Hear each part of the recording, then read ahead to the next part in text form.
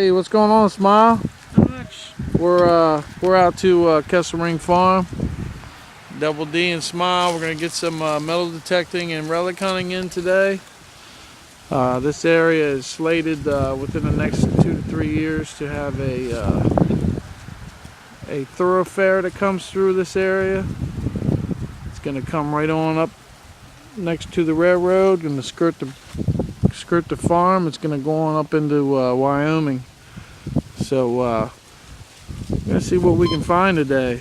It's Saturday, and we're anxious, so we'll see you at the next hole. Alright, Smile is he's messing around with some yo-yos I gave him that I've been collecting for a long time. And I'm at the first really awesome signal, 76, 81, 87. It was a little jumpy, but it looks to be an intact lantern wick housing with the knob. Let me clean it up and I'll get back to you. But what I want you to realize is this was 6 inches. The last time I was here, I found the lantern wick assembly piece at, oh, it had to be 11 to 12 inches. So this was at 6, and back to a time when there was no electricity. Folks heated their homes with wood or charcoal, and they were able to see, read, write, and do their nightly activities underneath the flame of one of these wick burning candles. So thanks for joining me, and I'll see you at the next find.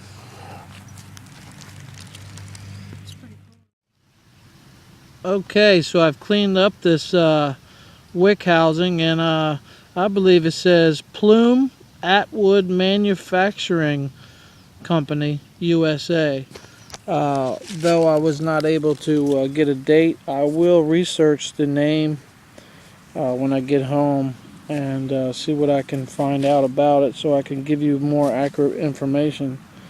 Thanks for joining me, and I'll see you at the next find. Alright, I am at the next signal, and it was down about almost 8 inches, but it was masked with a lot of iron. Just over here, I brought out this piece of iron, which is an old chisel. Quite pleased with that. But the piece that I found in this hole was this piece here. Copper or brass. And you can see right here where it would you would have a clip that would come through, and then you would turn that clip and it would fasten and hold it right there on those two indentations there. There's your fasteners that would have fastened it to leather. And I'm calling out to you, Larry. I'm sure you've seen these before, and I'm sure it has something to do with a horse's harness. So not a bad find here. Okay, I'll see you at the next find. Okay, Smile and I were still hanging out at the farm. Although he's playing around, making himself a bow and stuff like that. I am at the next signal. Came right out with the plug here. I've cleaned it up, but you can see where it was laying in the plug, and it's another one of these. This is a first for me out here. I found like 2 or 3 at different places. It's either the end of a chair that would protect the wood, I believe, or maybe a leg of a table or something like that. Brass, high 81, 82 on the AT Pro. And we'll see you guys at the next find. Hey, thanks for joining us today. Happy belated Thanksgiving. Later. Hello, fellow diggers.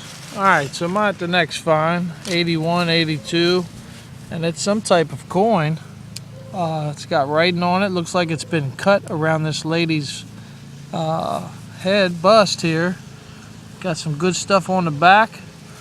I was able to see that down here at the bottom we do have 1944, I believe, down there. I'll clean it up, and I'll give you some more still pictures later on the camera.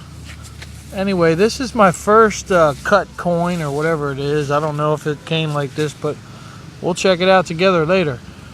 Alright, Smile and I, we're going to pack it in, go get something to eat, and get on home. Thanks for joining us. We'll see you at the next find. Okay, Smile and I, we're at the roundup. Have this piece that's brass and the end of a table leg or chair leg. I did find this piece that I think goes for equestriary, you know, maybe part of a saddle or something. Got this piece of copper. I did find this piece, and I did find this really nice oil lantern, kerosene lantern, wick assembly, and I'll do some research on that name. And the last signal, the last target, was this token or coin here, and there's writing. I'm gonna have to clean her up, but it's got a lady's face, and I do see 1944 on this particular coin at the bottom piece, right around in here. So I'll clean it up and we'll let you know. I want to show you the iron finds. A piece of chain, different pieces of iron and glass, and so there you go. Thanks for joining us. Smile, Double D. We'll see you at the next find. Later. Goodbye. Okay, welcome to the roundup.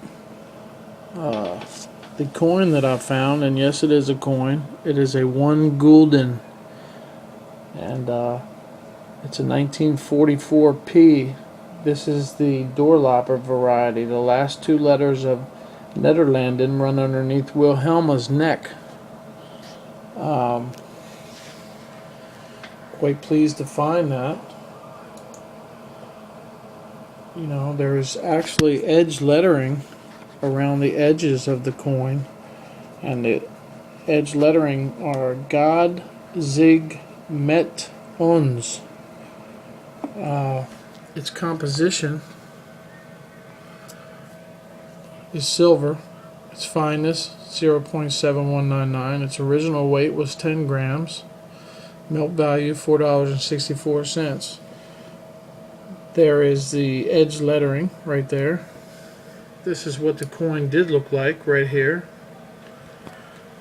And here's another view. Nice silver coin. And I'm thinking that that was some type of trench art. World War II trench art. You do see the 2 holes on this side and this side. I'm sure that held the coin in place so whoever did the carving could do what they had to do. There's the 44. Of course, we can't see the acorn or the P because it's been cut away. I'm quite pleased with that. If anyone else knows any more on it, let me know. What I do not know is, you know, was it cut here in the United States, or was it cut overseas where it was picked up or purchased or found?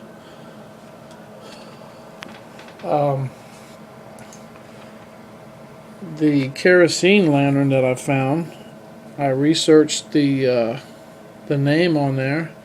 What I came up with was the Plume and Atwood Manufacturing Company. And the Plume and Atwood Manufacturing Company, it was organized in January of 1869. Israel Holmes, John C. Booth, and Louis J. Atwood formed a partnership after defecting from Holmes, Booth, and Hayden's. Other principals included Aaron Thomas, George W. Welton, and Bird Tucker. Soon after its formation, the firm bought the brass mill of the Thomas Manufacturing Company in Thomaston, which had originally been organized in 1854 to roll metal for making clock movements. They also purchased the Hayden and Griggs Manufacturing Company, a similar concern in Waterbury. Hiram W. Hayden, an original partner of HB&H, contended that the new company's name matched the existing company's name too closely. A legal battle ensued and Hiram prevailed. In 1871, Holmes, Booth, and Atwood became Plume and Atwood Manufacturing Company. The plume was David Scott Plume, the treasurer of the new company. The company was incorporated in 1880. Plume and Atwood introduced a full line of lamps and lamp trimmings. Their lamp lines included Royal Plumewood and Naugatuck in table bracket and hanging versions. They made gas burners, shade ring of all descriptions, filler caps, and just about any brass part you could mention. Their burners included Banner, a high-quality duplex, the Mauring and Harvard burners, often associated with finer student lamps, the Hornet, Nutmeg, and Acorn burners, often found on night lamps, and scores more. The 1906 catalog depicted below is packed with 78 pages of lamps and trimmings. And I'll show you where I'm getting this information. It's the Plume and Atwood Manufacturing Company. Kerosene burners, lamp trimming, lamps, lanterns, etc.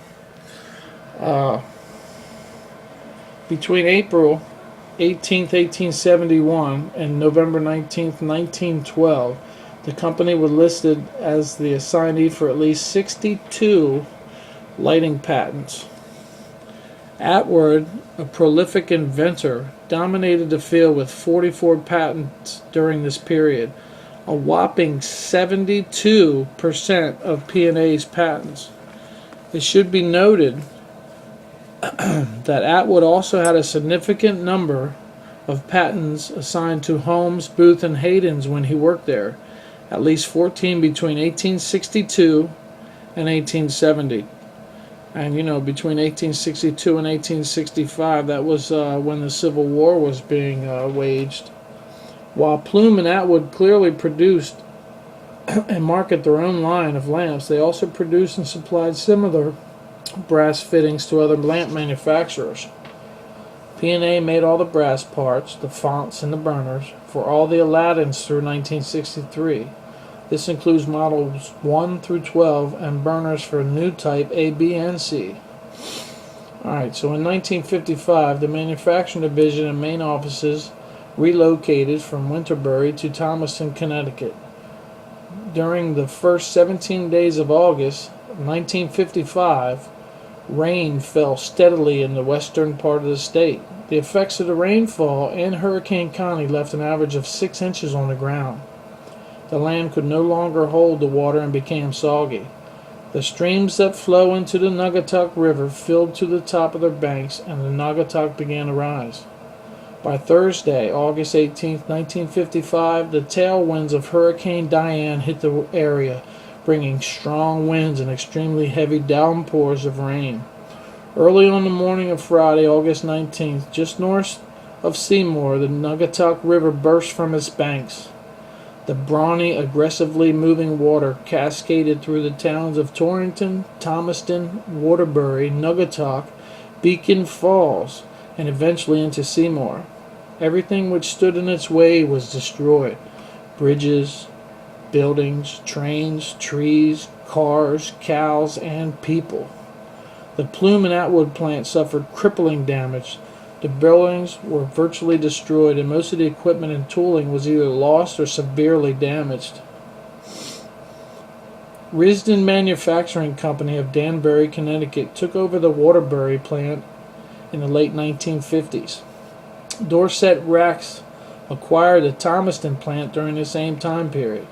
The fabricating division of P&A was sold to Landers, Frary, and Clark in New Britain, Connecticut, who manufactured housewares. Landers, Frary, and Clark was essentially purchased by J.B. Williams Company, New York, which was then acquired by the General Electric Company's housewares division in 1965. Risden continued to produce P&A burners well into the 1960s and possibly beyond. So there you go. There's a little history. There's a little shot of their plant during the rising waters, where initially everything was destroyed. It's very terrible, but here's an early version in Winterberg, Connecticut, of their manufacturing company. Here's a picture of one of their burners, and right there is a picture that's identical to the one that I found today. I also found this piece here and the end of maybe a table leg or a chair. I have this piece here that obviously went on some leather and had a clip here that would go in and fasten it. I'm very, very pleased with the finds, especially these two, the Atwood and Plume, the Plume and Atwood burner, and this 1944 silver Gulden. It's very nice trench art. Like I said, I do not know if it was done here in the States, but obviously someone who was in World War II had this coin and did this great engraving on it. So I thank you for joining me, and we'll see you at the next find.